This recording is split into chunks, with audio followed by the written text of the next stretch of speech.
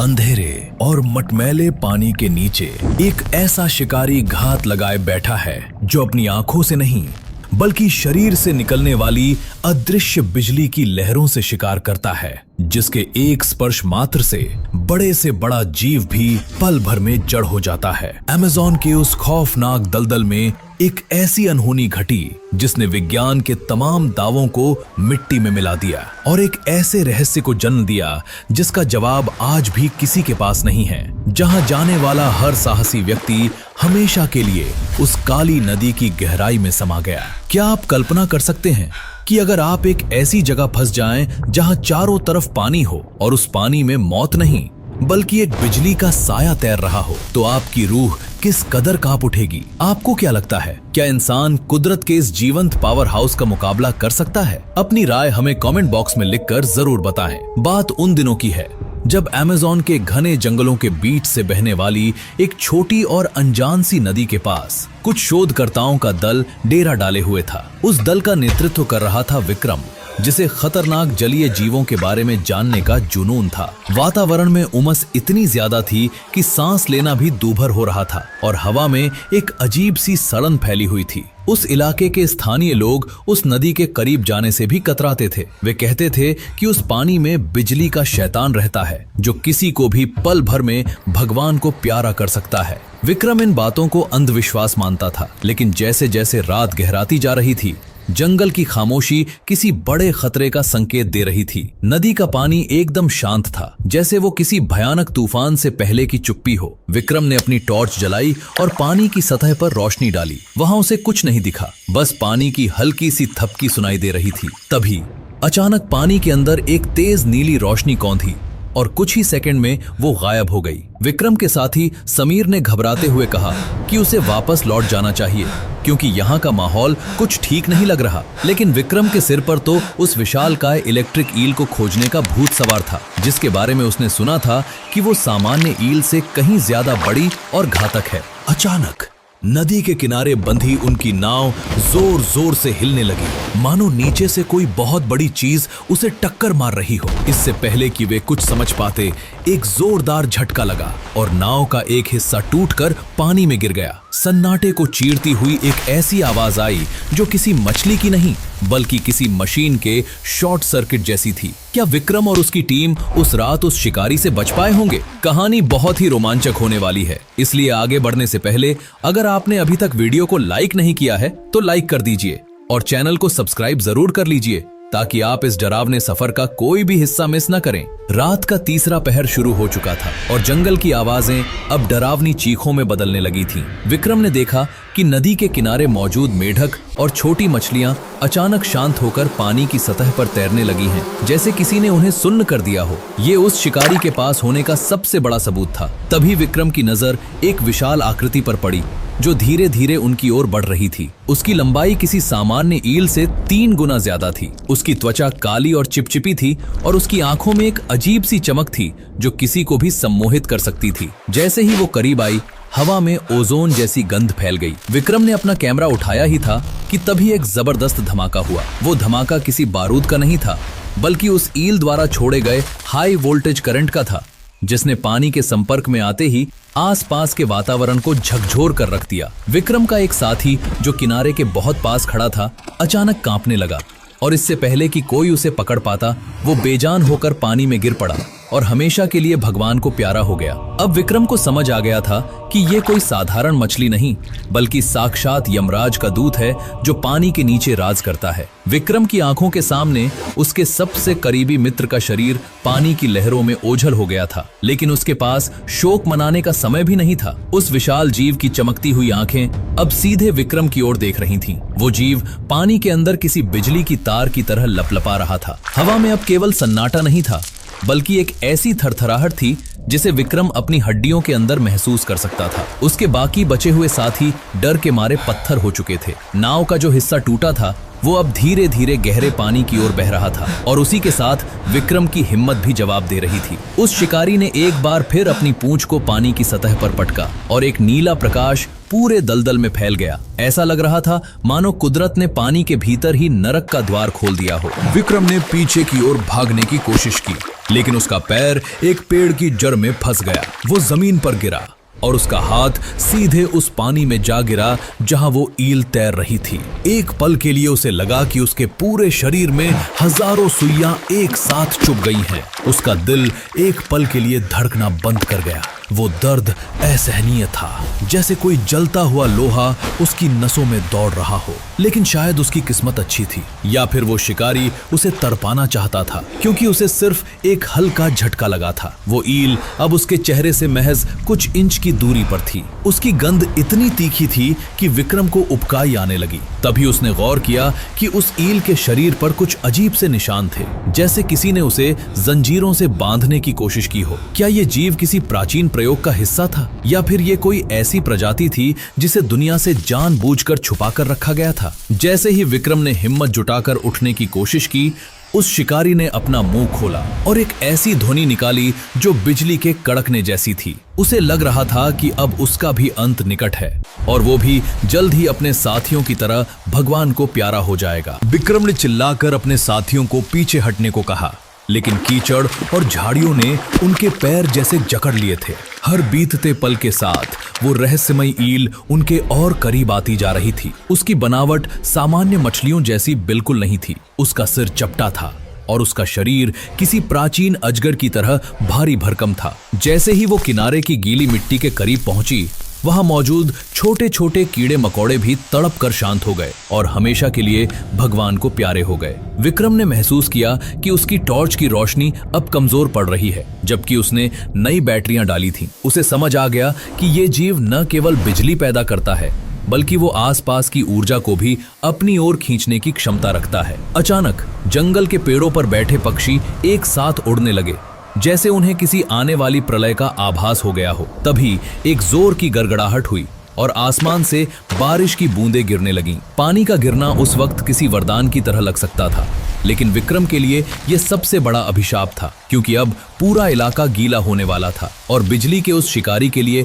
हमला करना और भी आसान होने वाला था। जैसे जैसे बारिश तेज हुई, पानी की हर बूंद उस शिकारी की शक्ति को फैलाने का जरिया बन गई। विक्रम ने देखा कि उसके बगल में खड़ा एक और साथी अचानक जमीन पर गिर पड़ा, बिना उस मछली के छुए ही। उसे करंट लग चुका था, क्योंकि वो गीली मिट्टी पर खड़ा था। उस साथी की सांसें उखड़ रही थीं और कुछ ही पलों में वो भी इस नश्वर संसार को त्याग कर भगवान को प्यारा हो गया। अब विक्रम अकेला बचा था। चारों तरफ केवल अंधेरा, बारिश की आवाज और उस दानव की नीली चमक थी। उस जीव की बुद्धि किसी इंसान से कम नहीं लग रही थी। वो सीधे हमला करने के बजाय विक्रम को मानसिक रूप से तोड़ रहा था। वो धीरे धीरे पानी से बाहर अपना सिर निकाल रही थी और उसकी आंखों में एक ऐसी क्रूरता थी जो किसी भी बहादुर इंसान का कलेजा चीर दे। विक्रम ने अपनी जेब से एक छोटा सा चाकू निकाला। हालांकि उसे पता था कि ये उस बिजली के दैत्य के सामने एक तिनके के बराबर भी नहीं है। क्या विक्रम इस खौफनाक रात की सुबह देख पाएगा? क्या वो उस रहस्य को दुनिया के सामने ला पाएगा जिसे छुपाने के लिए वो शिकारी सदियों से इस दलदल में बैठा है? कहानी का ये मोड़ आपकी धड़कनें तेज कर देगा, इसलिए जुड़े रहिए हमारे साथ। विक्रम की चेतना धीरे धीरे वापस लौट रही थी, लेकिन जो दृश्य उसके सामने था वो किसी भी भयानक सपने से कहीं अधिक भयावह था। वो विशालकाय जीव अब पानी से आधा बाहर आ चुका था। उसका भारी शरीर कीचड़ में रेंग रहा था। उसके चलने से गीली मिट्टी में भी बिजली की छोटी छोटी लकीरें बन रही थीं। विक्रम ने अपनी कांपती हुई उंगलियों से जमीन को टटोला, जहां उसे एक पुरानी धातु की जंजीर महसूस हुई। वो जंजीर किसी बहुत पुरानी नाव या शायद किसी डूबे हुए ढांचे से जुड़ी थी। जैसे ही उसने उस जंजीर को छुआ, उसे एहसास हुआ कि ये साधारण लोहे की नहीं थी, बल्कि इस पर किसी विशेष पदार्थ का लेप था। तभी उसे याद आया कि स्थानीय लोग इस जगह को शापित क्यों कहते थे। सालों पहले यहाँ एक गुप्त प्रयोगशाला होने की अफवाहें थीं, जहाँ प्रकृति के साथ खिलवाड़ किया जाता था। क्या ये जीव उसी खिलवाड़ का नतीजा था? उस शिकारी की आंखों में कोई भाव नहीं था, बस एक ठंडी और स्थिर चमक थी जो विक्रम की आत्मा तक को झकझोर रही थी। जैसे जैसे वो करीब आ रहा था, हवा का तापमान जैसे अचानक बढ़ गया हो। विक्रम ने देखा कि कि जहां जहां वो जीव रेंग रहा था वहां की वनस्पति झुलसकर काली पड़ रही थी। उसके स्पर्श मात्र से जीवन राख हो रहा था। तभी विक्रम के दिमाग में एक विचार आया। उसने देखा कि कुछ दूरी पर उसका पुराना संचार यंत्र पड़ा है जो पानी में गिरने की वजह से खराब हो गया था, लेकिन उसकी बैटरी अभी भी अंदर थी। अगर वो किसी तरह उस शिकारी का ध्यान भटका सके तो शायद उसे भागने का एक मौका मिल जाए। लेकिन यहाँ से भागना नामुमकिन सा लग रहा था, क्योंकि वो जीव अपनी बिजली की तरंगों से विक्रम की हर हरकत को भांप रहा था। बरसात की बूंदें अब भारी ओलों में बदल चुकी थीं, जो विक्रम के शरीर पर पत्थरों की तरह लग रहे थे। अचानक उस शिकारी ने अपनी गर्दन ऊपर उठाई और एक ऐसी गूंज पैदा की जिससे विक्रम के कान के पर्दे फटने लगे। वो आवाज किसी मशीन के टूटने और बादलों के गरजने का मिश्रण थी। उसी पल विक्रम ने देखा कि नदी के किनारे एक पुरानी लकड़ी की झोपड़ी का ढांचा खड़ा है, जो शायद कभी किसी पहरेदार का रहा होगा। वो रेंगते हुए उस तरफ बढ़ने लगा। हर कदम पर उसे लग रहा था कि अभी एक जोरदार करंट उसे इस दुनिया से विदा कर देगा। उसे अपने उन साथियों का ख्याल आया जो कुछ ही देर पहले हंसते खेलते उसके साथ थे और अब हमेशा के लिए भगवान को प्यारे हो चुके थे। उनका जाना बेकार न जाए, इसके लिए विक्रम को जिंदा रहना ही होगा। जैसे ही वो उस झोपड़ी के पास पहुंचा, उसने देखा कि वहां कुछ पुराने जंग लगे हुए औजार पड़े हैं। उसने एक भारी कुल्हाड़ी उठाई जिसका हत्था सूखी लकड़ी का था। लकड़ी बिजली की कुचालक होती है। ये विज्ञान का छोटा सा नियम शायद आज उसकी जान बचा सकता था, लेकिन क्या एक लकड़ी का हत्था उस दानव के हजारों वोल्ट के झटके को झेल पाएगा? उस शिकारी ने अपनी चाल तेज कर दी थी। वो अब विक्रम से मात्र कुछ फीट की दूरी पर था। उसकी त्वचा से निकलने वाला नीला प्रकाश अब इतना तेज हो गया था कि विक्रम को अपनी आंखें बंद करनी पड़ी। उस अंधेरे और तूफानी रात में वो जीव किसी जलते हुए सितारे की तरह लग रहा था, जो सब कुछ भस्म करने के लिए धरती पर उतरा हो। अगर आपको ये कहानी रोंगटे खड़े कर देने वाली लग रही है तो अभी इस वीडियो को लाइक करें और कमेंट में अमेज़न का रहस्य जरूर लिखें। और हाँ, अगर आप ऐसी ही और अनसुनी कहानियां सुनना चाहते हैं तो हमारे चैनल को सब्सक्राइब करना बिल्कुल ना भूलें, क्योंकि असली रोमांच तो अभी शुरू हुआ है। झोपड़ी के अंदर पहुंचते ही विक्रम ने देखा कि वहां कुछ पुराने दस्तावेज बिखरे पड़े हैं, जिन पर सावधानी के बड़े बड़े निशान बने हुए थे। उन कागजों पर उसी इलेक्ट्रिक ईल के चित्र थे, लेकिन उसके शरीर के अंगों को किसी मशीन की तरह दर्शाया गया था। विक्रम की आंखें फटी की फटी रह गईं जब उसने पढ़ा कि ये जीव केवल बिजली पैदा नहीं करता, बल्कि इसे एक जैविक हथियार के रूप में विकसित किया गया था। इसका नाम प्रोजेक्ट शून्य रखा गया था। ये जीव हजारों वोल्ट की ऊर्जा को अपने अंदर संचित कर सकता था और उसे एक झटके में किसी भी दिशा में छोड़ सकता था। इसी बीच झोपड़ी की छत पर बिजली कड़की और उस शिकारी ने अपना पहला सीधा हमला किया। एक नीली और सफेद रोशनी की लकीर सीधे झोपड़ी के दरवाजे से टकराई। वो धमाका इतना भीषण था कि लकड़ी का वो ढांचा ताश के पत्तों की तरह बिखर गया। विक्रम दूर जा गिरा। उसकी कुल्हाड़ी कहीं अंधेरे में खो गई। उसके हाथ पांव सुन्न हो रहे थे और उसके कानों में सिर्फ एक तेज साए साए की आवाज आ रही थी। वो शिकारी अब उसके सामने खड़ा था। उसका आधा शरीर पानी में और आधा कीचड़ में था। उसने अपना मुंह खोला और विक्रम ने देखा कि उसके गले के अंदर से भी नीली रोशनी निकल रही थी। विक्रम को समझ आ गया कि अब बचने का कोई रास्ता नहीं है। उसने अपनी आंखें बंद कर लीं और ईश्वर को याद करने लगा। उसे लगा कि अब वो भी अपने साथियों के पास जाने वाला है और जल्द ही भगवान को प्यारा हो जाएगा। लेकिन तभी कुछ ऐसा हुआ जिसकी उम्मीद खुद उस शिकारी ने भी नहीं की होगी। नदी के दूसरी तरफ से एक तेज रोशनी चमकी और एक भारी सायरन की आवाज गूंज उठी। शायद कोई बचाव दल या फिर वही लोग वापस आए थे जिन्होंने इस शैतान को बनाया था। उस शिकारी का ध्यान एक पल के लिए भटका और उसने अपनी पूरी ऊर्जा उस रोशनी की दिशा में छोड़ दी। एक इतना बड़ा बिजली का गोला पानी के ऊपर से होकर गुजरा कि पूरी नदी उबलने लगी। पानी से भाप उठने लगी और मछलियां तड़प तड़प कर सतह पर आने लगीं।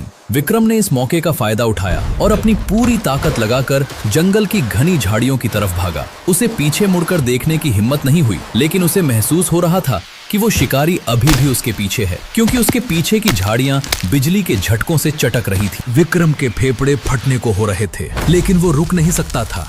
उसके पीछे का जंगल अब किसी शमशान की तरह शांत नहीं था, बल्कि वहां बिजली के कड़कने और पेड़ों के जलने की आवाजें आ रही थीं। वो भागते भागते एक पुरानी कंक्रीट की दीवार से टकराया जो घनी लताओं से ढकी हुई थी। ये वही गुप्त प्रयोगशाला का बाहरी हिस्सा था। दीवार पर एक जंग लगा हुआ लोहे का दरवाजा था, जिसे धकेलते ही वो अंदर जा गिरा। अंदर का नजारा बाहर के जंगल से भी ज्यादा डरावना था। चारों तरफ कांच के बड़े बड़े जार टूटे पड़े थे और उनमें भरे हुए रसायनों की गंध हवा में जहर घोल रही थी। यहाँ की दीवारों पर लगे चार्ट्स और नक्शे इस बात की गवाही दे रहे थे कि उस इलेक्ट्रिक ईल को प्राकृतिक नहीं बल्कि एक कृत्रिम विनाशक बनाया गया था। तभी विक्रम को अपने पीछे उसी नीली रोशनी का आभास हुआ। वो शिकारी दरवाजे की चौखट तक पहुंच चुका था, लेकिन इस बार वो अकेला नहीं था। जंगल की ओर से आए उन रहस्यमयी लोगों ने, जिनके पास आधुनिक हथियार और विशेष सुरक्षा सूट थे, उस जीव को चारों तरफ से घेर लिया था।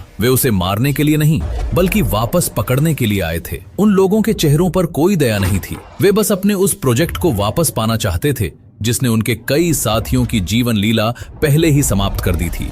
जैसे ही जाल उस जीव के शरीर से टकराया, एक इतना भीषण धमाका हुआ जिसकी गूंज पूरे अमेज़न में सुनाई दी होगी। उस शिकारी ने अपनी पूरी ताकत को एक बिंदु पर केंद्रित कर लिया था। जाल के संपर्क में आते ही वे सभी हथियारबंद लोग एक झटके में हवा में उछल गए और जमीन पर गिरने से पहले ही वे सभी इस नश्वर संसार को त्याग कर भगवान को प्यारे हो गए। उनके आधुनिक सूट भी उस प्रचंड बिजली को रोक नहीं पाए। वो जीव अब किसी मछली जैसा नहीं बल्कि एक जलते हुए नीले अंगारे जैसा दिख रहा था। उसकी शक्ति अब उसके नियंत्रण से बाहर हो रही थी। विक्रम समझ गया कि ये जीव अब खुद को भी नष्ट करने की कगार पर है। वो पागलों की तरह उस प्रयोगशाला के दूसरे दरवाजे की ओर भागा, जो नदी के एक सुरक्षित किनारे की तरफ खुलता था। पीछे से एक ऐसी रोशनी फैली जिसने पूरे इलाके को दिन की तरह रोशन कर दिया। वो रोशनी इतनी तीव्र थी कि विक्रम की आंखों के सामने अंधेरा छा गया। एक जोरदार धमाका हुआ और वो प्रयोगशाला का ढांचा मिट्टी में मिल गया। जब विक्रम को होश आया तो सुबह की पहली किरण निकल रही थी। नदी का पानी अब शांत था, लेकिन किनारे पर हजारों मृत मछलियां तैर रही थीं। वो विशालकाय शिकारी कहीं नहीं था। क्या वो भी उस धमाके में भगवान को प्यारा हो गया, या फिर वो वापस अपनी उस गहरी और काली दुनिया में लौट गया जहां इंसान की पहुंच नामुमकिन है। विक्रम आज भी जब बिजली की गड़गड़ाहट सुनता है तो उसकी रूह कांप उठती है। उसे लगता है कि वो नीला साया आज भी कहीं न कहीं उस मटमैले पानी के नीचे घात लगाए बैठा है, अपनी अगली बारी का इंतजार कर रहा है। प्रकृति के साथ किया गया वो खिलवाड़ आज भी एक अनसुलझा रहस्य बना हुआ है। अमेज़न की उन गहराइयों में आज भी लोग जाने से डरते हैं, क्योंकि सबको पता है कि वहां एक ऐसी शक्ति रहती है जिसे न तो काबू किया जा सकता है और न ही समझा जा सकता है। उम्मीद है कि आपको इलेक्ट्रिक ईल की ये रोंगटे खड़े कर देने वाली कहानी पसंद आई होगी। इंसान और प्रकृति के इस संघर्ष ने हमें सिखाया है कि कुछ रहस्यों को न खोलना ही बेहतर होता है। अगर आपको ये वीडियो अच्छा लगा तो इसे अपने दोस्तों के साथ साझा करें और ऐसे ही और रोमांचक वीडियो देखने के लिए हमारे चैनल को सब्सक्राइब करना न भूलें। मिलते हैं अगले वीडियो में एक नए और अनसुने रहस्य के साथ।